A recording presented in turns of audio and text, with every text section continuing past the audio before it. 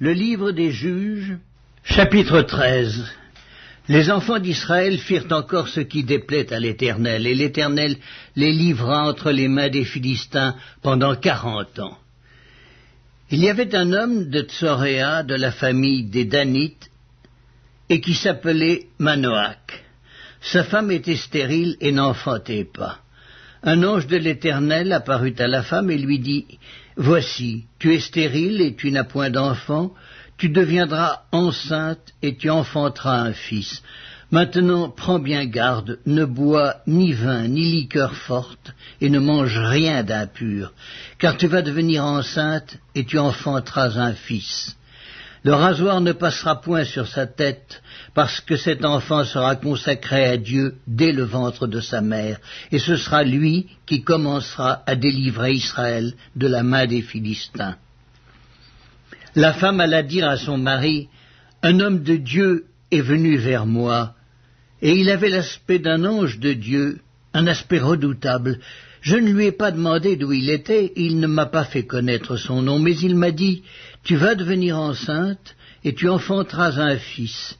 Et maintenant ne bois ni vin, ni liqueur forte, et ne mange rien d'impur, parce que cet enfant sera consacré à Dieu dès le ventre de sa mère jusqu'au jour de sa mort. » Manoach fit cette prière à l'Éternel.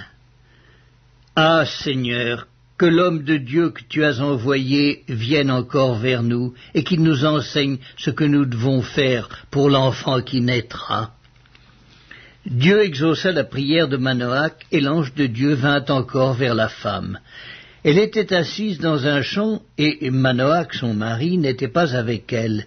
Elle courut promptement donner cette nouvelle à son mari et lui dit « Voici, l'homme qui était venu l'autre jour vers moi m'est apparu. » Manoach se leva, suivit sa femme, alla vers l'homme et lui dit « Est-ce toi qui as parlé à cette femme ?» Il répondit « C'est moi. » Manoach dit « Maintenant, si ta parole s'accomplit, que faudra-t-il observer à l'égard de l'enfant, et qu'y aura-t-il à faire ?»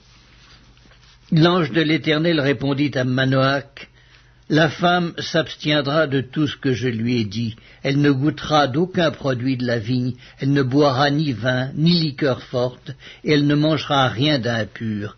Elle observera tout ce que je lui ai prescrit. » Manoach dit à l'ange de l'Éternel, « Permets-nous de te retenir et de t'apprêter un chevreau. » L'ange de l'Éternel répondit à Manoach, « Quand tu me retiendrais, je ne mangerai pas de ton mets.